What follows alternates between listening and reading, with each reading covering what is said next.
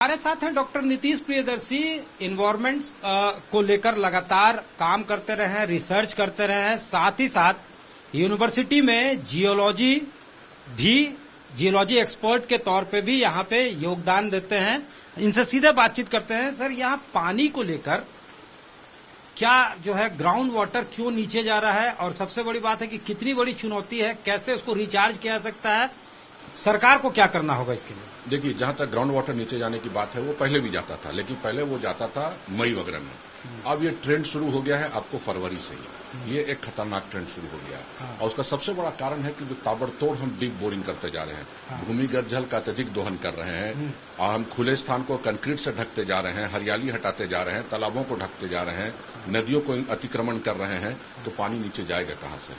जब पानी जाएगा नहीं तो रिसाइकिल नहीं होगा। रिसाइकिल दूसरा क्या है कि आप तालाब ढक दीजिएगा, तालाब बंद कर दीजिएगा तो इवापोरेशन कहां से होगा? इवेपोट्रांसपिरेशन कहां से होगा? जो बादल बनाता था पहले और वो बारिश होती थी, लोकल क्लाउड जो बनता था। तो ये हमारी स्थिति गड़बड़ हो रही है, क्योंकि पहले क्या होता था कि रांची का तापमान अगर 35 डिग्री भी पहुंचता था तो बारिश हो जाती थी।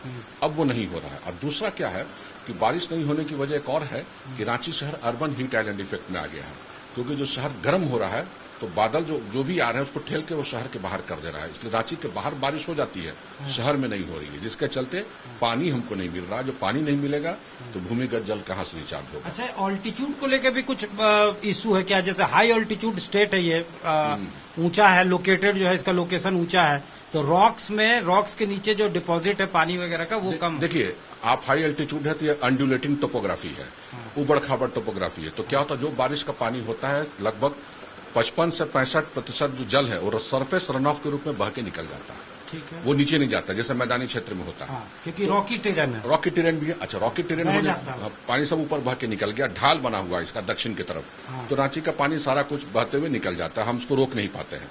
दूसरा क्या है कि नीचे हार्ड रॉक बैठा हुआ है, ग्रेनाइट नीस और इसका सिस्ट वगैरह का रॉक्स बैठा हुआ है, जो कि जल्दी परकोलेट पानी को नहीं करने देता है। और 1942 में जब जेबी ऑर्डन जो थे ब्रिटिश जियोलॉजिस्ट, जब इंडियन आर्मी या ब्रिटिश आर्मी को लाया जा रहा था तो उन्होंने एक सर्वे किया था रांची शहर के आसपास पूरा। उन्होंने कहा था कि रांची के भूमिगत जल पर विश्वास मत कीजिएगा, क्योंकि हार्ड रॉक टेरेन है, यहाँ पानी सिर्फ क्रैक्स जॉइंट्स में ही मौजूद रहेगा और कहीं नहीं मिलेगा। तो इसलिए यहाँ के भूमिगत जल पर ज्यादा विश्वास आपको नहीं। क्या ये चुनौती कैसे निपटा जा सकता है? इसको सरकार को क्या करना चाहिए? किस तरह से जो है कोई स्ट्रैटेजी बनानी चाहिए? देखिए, सबसे बड़ी चीज क्या कि रांची के पास 3 बड़े बांध है, लेकिन फिर भी यहाँ वाटर क्राइसिस है। पहले तो आपको जल प्रबंधन करना होगा ठीक से, वाटर मैनेजमेंट करना है, और दूसरा क्या है कि आप जो सप्लाई वाटर दे रहे हैं उसको ठीक कीजिए, क्योंकि लोगों का विश्वास उठ गया है सप्लाई वाटर पे, इसलिए लोग हर कोई डीप बोरिंग करा रहा है और वो पानी फिर नीचे जा रहा है, तो नेचुरली जाएगा नीचे। तो आपका क्या होगा कि जहां तहां आप चाहे। दूसरा क्या कि 2 डीप बोरिंग के बीच की दूरी कम से कम 200 मीटर होनी चाहिए, 300 मीटर, यहाँ तो 5 मीटर में है। तो नेचुरली क्या हो कि जो भी बोरिंग हो रहा है सब एक दूसरे के जल को खींच ले रहे हैं। रेन वाटर हार्वेस्टिंग भी नहीं है, कुछ नहीं। रेन वाटर हार्वेस्टिंग बोलना आसान है, लेकिन उसका एक साइंटिफिक तरीका होता है। हम जहां तहां रेन वाटर हार्वेस्टिंग नहीं कर सकते जियोलॉजिकल पॉइंट ऑफ व्यू से। लोग कहते हैं कि रेन वाटर हार्वेस्टिंग कर दी, उसका एक नियम है कि सेप्टिक टैंक, सॉक पिट, ड्रेनेज से कितना दूर होना चाहिए। लोग इस चीज को अगर नहीं समझेंगे तो वो दूसरा खतरा पैदा होगा, क्योंकि वो भूमिगत जल फिर पोल्यूटेड हो जाएगा, फिर वो किसी काम का नहीं रहेगा, जब जो बचा हुआ वो भी जाएगा। तो ये सब चीज को सिस्टम में आना होगा। और आपको पहले तो है कि यहाँ पर आपको कैचमेंट एरिया आइडेंटिफाई करना होगा, कि जहां पर आप रिचार्ज जोन आइडेंटिफाई करना होगा, जहां पर आप जल को रिचार्ज कर सकते हैं। जैसे आपका तालाब का, नदी का क्षेत्र है, तालाब का क्षेत्र है, जो आपका रिचार्ज जोन में आ रहा है, वैली एरिया है जो बेस्ट में है, उसमें आपको सेलेक्ट करके वहां पर आप रिचार्ज जोन बनाइए, तो हो सकता है कुछ हद तक प्रॉब्लम सॉल्व हो। नहीं तो जागरूकता ही एक उपाय है, और सरकार को ये चाहिए कि भूमिगत जल जो है लोगों की निर्भरता कम हो, एक्सप्लॉयटेशन कम हो, उसके चलते सप्लाई वाटर रेगुलर करे, उसको पॉल्यूशन फ्री करे, कि लोग को विश्वास उठे। जैसे पहले था 30 साल पहले कि हम लोग कोई भी बोरिंग नहीं जानते थे, हम लोग सब सप्लाई वाटर पर निर्भर होते थे। आज वही सिस्टम आ जाए तो लोग की निर्भरता उसमें कम होगी, तो नेचुरली भूमिगत जल बचा रहेगा। ठीक है।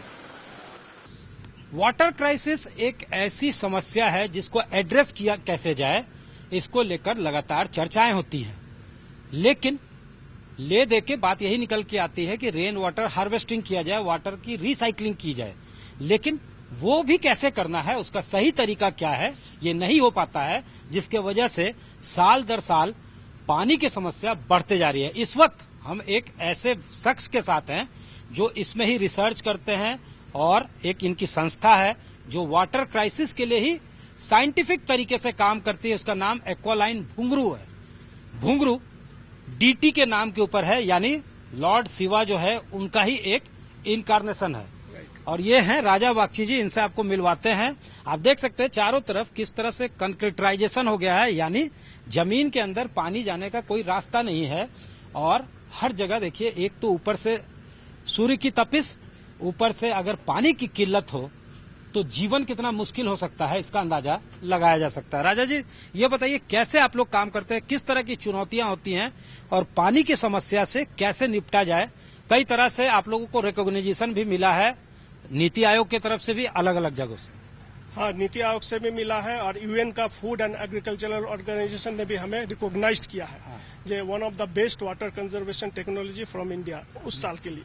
तो जैसा कि आपने बताया कि कॉन्क्रीटाइजेशन माने अनप्लान्ड शहरीकरण हो रहा है, अनप्लान्ड सिटी डेवलप हो रहा है और जंगलों का कटाव बहुत तेजी से हो रहा है। यही दो कारण है कि हमारा जो भूमिगत जल है बहुत द्रुत गति से नीचे चला जा रहा है। यूएन का रिसेंट सर्वे हुआ था कुछ सालों पहले, उसमें दे रहा है कि हर साल करीब 40 mm से लेकर 90 mm पानी नीचे चला जा रहा है, वाटर टेबल, समझे ना। तो ये हमारे लिए एक समस्या का विषय है। तो मेरी खोज डेफिनेटली वहां से ही शुरू होती है कि भाई वाटर हार्वेस्टिंग तो जो नॉर्मल होता है वो होता ही है और चारों तरफ हो ही रहा है, उसके बावजूद भी क्यों पानी नहीं आ पा रहा है ऊपर। तो उसके बाद हमने जब शोध किया तो पता चला जो हमारा जो भारत है 70% प्रायद्वीपीय भारत है, मतलब नीचे का रॉक है, हार्ड रॉक है। यहाँ जैसे ग्रेनाइट है, इग्नियस रॉक है झारखंड में। आप उसी तरह से अगर महाराष्ट्र में चले जाएंगे तो वहाँ आपको बेसाल्ट रॉक मिलेगा, वो भी एक इग्नियस रॉक ही है। तो क्या होता है कि उसमें जो रिचार्ज पॉइंट होते हैं, जो वर्षा का पानी जो नेचुरली रिचार्ज होता है, उसके मुख होता है, लिमिटेड होता है, 2 या 3, लेकिन जाता ही नहीं, परफेक्ट नहीं करता। अगर इस तरह से आप शहर में अगर नहीं क्रैक्स में तो फंसते ही हैं, और जो नीचे जाते भी हैं उसको इस तरह से शहर बना के आप बंद कर दे रहे हैं। अगर मान लीजिए कि ये जो जगह है जहाँ कॉन्क्रीट हो चुका है, अगर बगल का चापाकल अगर यहाँ से रिचार्ज हो रहा था तो यहाँ तो आप बना दिया, तो वहाँ क्या हो गया, अपने उसका मुख बंद कर दिया, तो वहाँ से वाटर माइनिंग कर रहे हैं। एक समय ऐसा आएगा कि वहाँ पानी खत्म हो जाएगा, आपको फिर दूसरा चापाकल बना के जाइएगा। इसी तरह से धीरे धीरे धीरे आप हरमू जैसा जगह में देखें कि आज के डेट में 400 चापाकल गर्मियों में फेल हो रहे हैं इसी कारण। तो मेरी खोज यहाँ से ही शुरू हुई। हमने ना सिर्फ पानी रखने का व्यवस्था किया और उस पानी को कैसे गर्मियों के टाइम में हो या फिर लीन पीरियड में उसका इस्तेमाल करें, उसी पानी को इस्तेमाल भी करते हैं हम निकाल कर, समझे ना। तो उसमें हम लोग बेसिकली 3 फेज हम लोग करते हैं। एक तो रेकी सर्वे होता है जिसमें हम लोगों ने देखते हैं कि वहाँ कितने आदमी है, आसपास में क्या पेड़ पौधे हैं, उसके बाद अभी क्या पानी का पोजीशन है ग्राउंड वाटर का, पहले क्या था, समझे। उसके बाद ये भी देखते हैं हम लोग कि सैटेलाइट से मैपिंग करते हैं। उसके बाद हम लोग अमूमन 4-5 जगह खोज लेते हैं कि यहाँ बना सकते हैं। उसके बाद उस जगहों पर सैटेलाइट मैपिंग और जियो फिजिकल सर्वे, जिसमें रेजिस्टिविटी सर्वे और आपका इलेक्ट्रोमैग्नेटिक सर्वे वगैरह के माध्यम से हम लोग 1000 फीट तक का पूरा स्कैन करते जमीन के नीचे, समझे।